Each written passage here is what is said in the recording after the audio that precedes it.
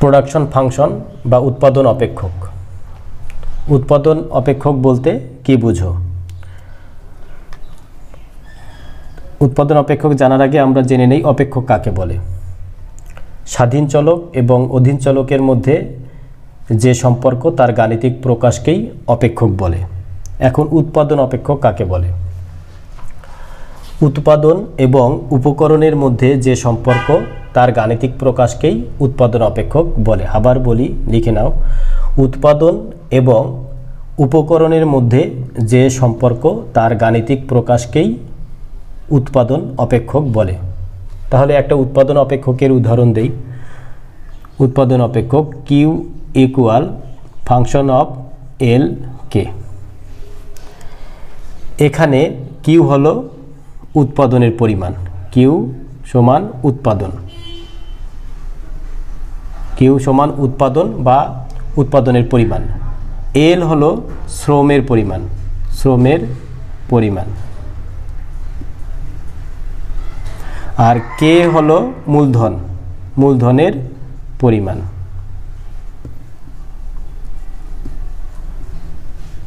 মূলধনের পরিমাণ। আর এফ দ্বারা কি বোঝায়?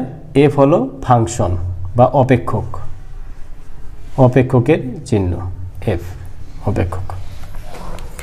তাহলে যদি বলে উৎপাদন অপেক্ষক বলতে কি বুঝো, এটুকু আমরা লিখে দিব। তারপর উৎপাদন অপেক্ষক দুই ধরনের, একটা স্বল্পমেয়াদী উৎপাদন অপেক্ষক আর একটা দীর্ঘমেয়াদী উৎপাদন অপেক্ষক। তাহলে লিখি যে উৎপাদন অপেক্ষক দুই প্রকার। উৎপাদন অপেক্ষক দুই প্রকার।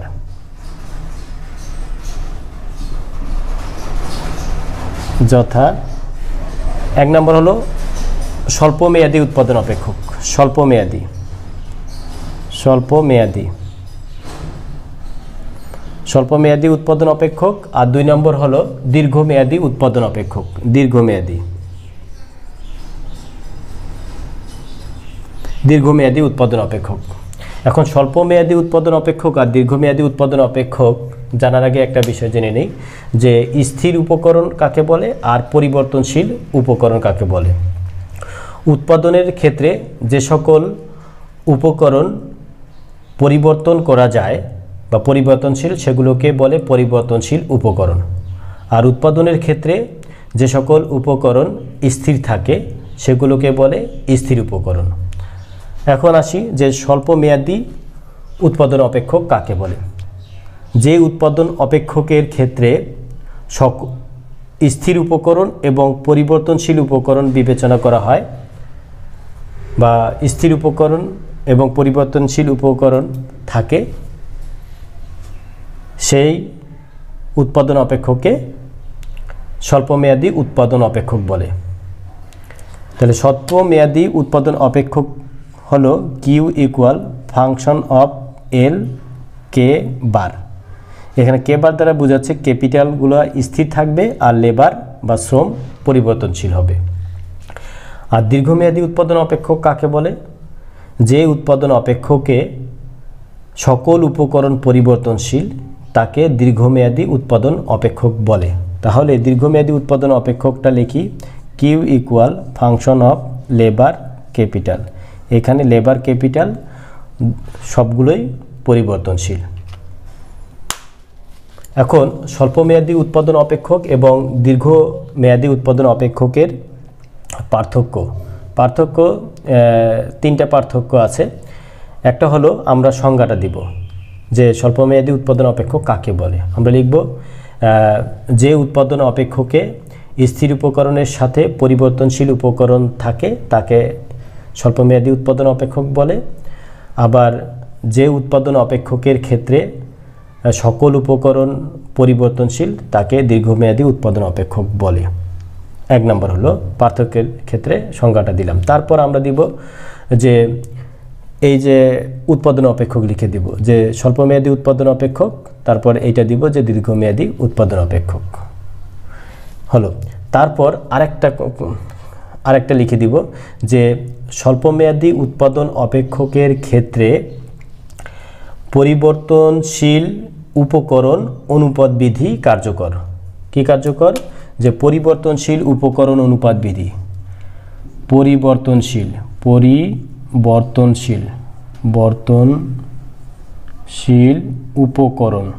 উপকরণ অনুপাত বিধি কার্যকর। এটা লিখে দেব যে স্বল্পমেয়াদী উৎপাদন অপেক্ষকের ক্ষেত্রে পরিবর্তনশীল উপকরণ বা পরিবর্তনীয় উপকরণ অনুপাত বিধি কার্যকর। এটা নৈর্ব্যক্তিকেও আসে। আর অন্যদিকে দীর্ঘমেয়াদী উৎপাদন অপেক্ষকের ক্ষেত্রে মাত্রাগত, এটা কী হবে? মাত্রাগত উৎপাদন বিধি কার্যকর। মাত্রাগত উৎপাদন বিধি কার্যকর। এই কথাটা। তাহলে তিনটা পার্থক্য, মোটামুটি তিনটা পার্থক্যই দিব।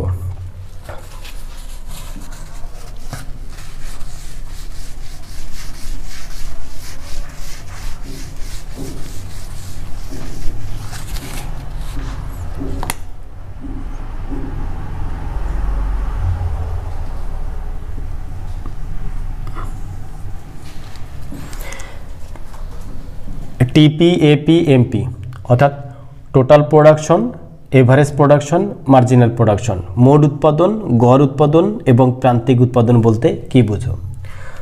তাহলে শুরুতেই আসি যে মোট উৎপাদন বা টোটাল প্রোডাকশন কাকে বলে? মোট উৎপাদন নির্দিষ্ট পরিমাণ উপকরণ ব্যবহার করে যে উৎপাদন পাওয়া যায় তাকে মোট উৎপাদন বলে। নির্দিষ্ট পরিমাণ উপকরণ ব্যবহার করে যে উৎপাদন পাওয়া যায় তাকে মোট উৎপাদন বলে। ধরি যে 12 জন লেবার ব্যবহার করে মানে 60 তৈরি করা যায়। 12টা লেবার, 12 জন শ্রমিক 60 তৈরি করে, তাহলে এই 12 জন শ্রমিকের মোট উৎপাদন হবে 60 হলো। এখন আসি এভারেজ প্রোডাকশন বা গড় উৎপাদন। গড় উৎপাদন কাকে বলে? এক একক উপকরণের সাহায্যে বা এক একক উপকরণ ব্যবহার করে যে উৎপাদন পাওয়া যায় তাকে গড় উৎপাদন বলে। আবার বলে লিখে নাও, এক একক উপকরণ ব্যবহার করে যে উৎপাদন পাওয়া যায় তাকে গড় উৎপাদন বলে। গড় উৎপাদনের সূত্র হলো TP/L। এক্ষেত্রে গড় উৎপাদন দুই প্রকার, একটা হলো শ্রমের গড় উৎপাদন, তাহলে L দ্বারা ভাগ হবে, আর একটা হলো মূলধনের গড় উৎপাদন, ক্যাপিটাল, এটা TP/K। এটা উদাহরণ দেই যে 12 জন যদি 60টা শার্ট তৈরি করে তাহলে একজন কয়টা শার্ট তৈরি করবে? 5 12 60, 5টা, তাহলে 5টাই হলো গড় উৎপাদন, শ্রমের গড় উৎপাদন। এখন আমরা আসি যে প্রান্তিক উৎপাদন বা মার্জিনাল প্রোডাকশন কাকে বলে? আমরা যে গড়ের সংজ্ঞাটা দিয়েছিলাম যে এক একক উপকরণ ব্যবহার করে যে উৎপাদন হয় তাকে গড় উৎপাদন বলে।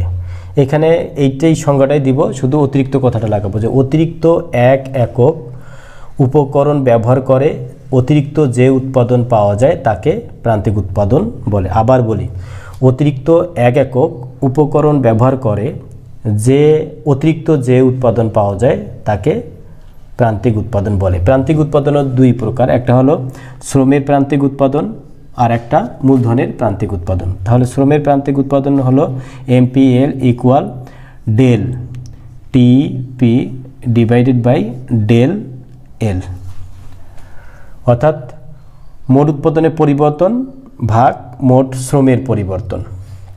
তারপর আর একটা হলো মূলধনের প্রান্তিক উৎপাদন, এটা হবে del TP/del K।